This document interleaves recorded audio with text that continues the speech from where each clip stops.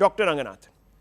Yeah, so a couple of things. First of all, when Shehzad keeps on repeating since yesterday, with the garb of petulance, has to be said that yesterday said I took 6.5 minutes, whereas I took 2 minutes 40 seconds. Today twice he said you allowed Anand rather long. If you could time it, Rahul, you would get to know that Shehzad has got more time than me. But because he is my dear brother, I don't mind it at all. Number two, I think it was September 2024 when the Government of India invited people to write to the Joint Parliamentary Committee. That is when my tweet still exists. It's got 11,000 retweets, where I wrote an email to them talking about that you must repeal or remove the Waqf Act, or if not, then arm the Hindus with a similar act. Now, till that point of time, yes, I do agree that Vishnu Jain and my positions were different.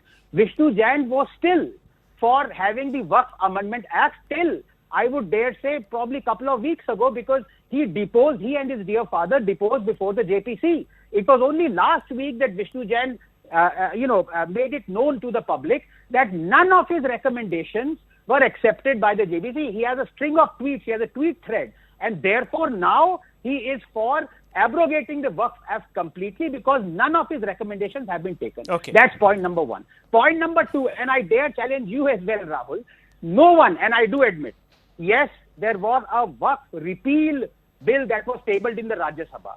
This is the first time hearing of it. This is the first time hearing from the mouth of a BJP spokesperson. And I dare say, if they brought in the Waqf repeal bill, where was the need to bring the Waqf Amendment Act? Because they themselves did not. Who was the one who passed this or tabled this Waqf repeal bill? Is it one of those UCC sham things that is passed by a personal member's bill? And just for the optics, Rahul, did you know of this Waqf repeal bill? No, I didn't. I did not. I have to also admit I didn't. It didn't make news anywhere. It's perhaps, exactly. I don't know. Let's ask Shehzad. Shehzad, just quickly answer that. And then I want to quickly give one small synopsis because I've run out of time. Sure. Yes. Sure. First of all, I made no comment at Anand, and every viewer will testify that the only 2 times I chastise my friend Rahul, whom I have full right to because we take it in a mature spirit. Because I feel that Rahul was giving more time to Anand, but that is not commentary on Anand, it's a commentary on Rahul. But having said that, that's not the issue of the debate today at all.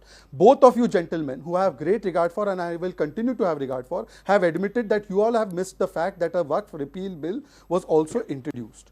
Point number one, that we are not fully equipped with the facts. Both of you gentlemen are today agreeing by the end of this show that you do not have a concrete draft on the basis of which has been put in Parliament, on the basis on which you are making your commentary. Both of you gentlemen have today agreed that the likes of Vishnu Jain, whom I have great regard for, he has done great work and I will continue to bow my head in front of him, has changed his position, and that too unwittingly. And I agree and I concede that Anand may have a position which he may have taken, that I want the bill abrogated. But Anand, every law or every bill is bought not just in the context of a television debate, but in the context of a political, socio-cultural, legal, legislative reality. Sure.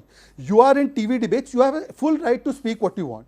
We are in Parliament, we have to also understand the context in which you are bringing this bill, whether it will pass the test of Parliament, and what will be the way we can take it forward. So therefore, to think that this bill is the final destination is a big fault or is a big flaw that you are making. This is a starting step. It's an initiation. The proof, so don't, I would say, count your hands even before the eggs have been hatched. Okay. On the 1st of April, viewers, we'll have the copy of the bill.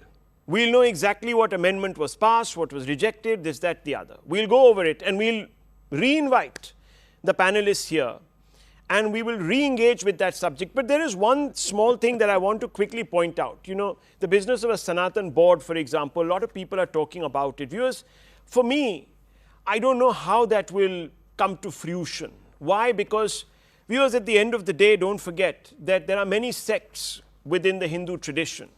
How will we even appoint people to such a board? This is something that one needs to also focus on. It's a debate for a separate day and a debate that we must have. And I will look forward to exchanging ideas, if not arguments, with Dr. Ranganathan and Shehzad Poonawalla and others who might be interested in such a subject that was once talked about by Pawan Kalyan. Yes, I leave it at this. Gentlemen, yes.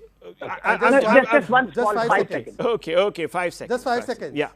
5 seconds. Yeah, okay, both 5 seconds. 5 seconds okay. for me first. Okay. Yeah. 5 seconds for me first. Okay, go on, First go on. of 5 all, seconds. If I have said anything in the heat of the discussion, if I have said anything which should have been Okay. avoided to Anand or to Rahul, I apologize and I withdraw it back. Oh, that's okay. Go ahead. Yeah. बस कर पगले अब रुलाएगा क्या? No, I just wanted to ask because I do admit and Rahul also admitted I knew absolutely nothing about the Waqf repeal bill. But the two questions remain. Who tabled the Waqf repeal bill and why did BJP bring the Waqf Amendment Bill if it had already tabled the Waqf repeal bill? It's an interesting question. I'll research it, viewers, and I'll tweet about it. I'll leave it at this. It's been a fine debate.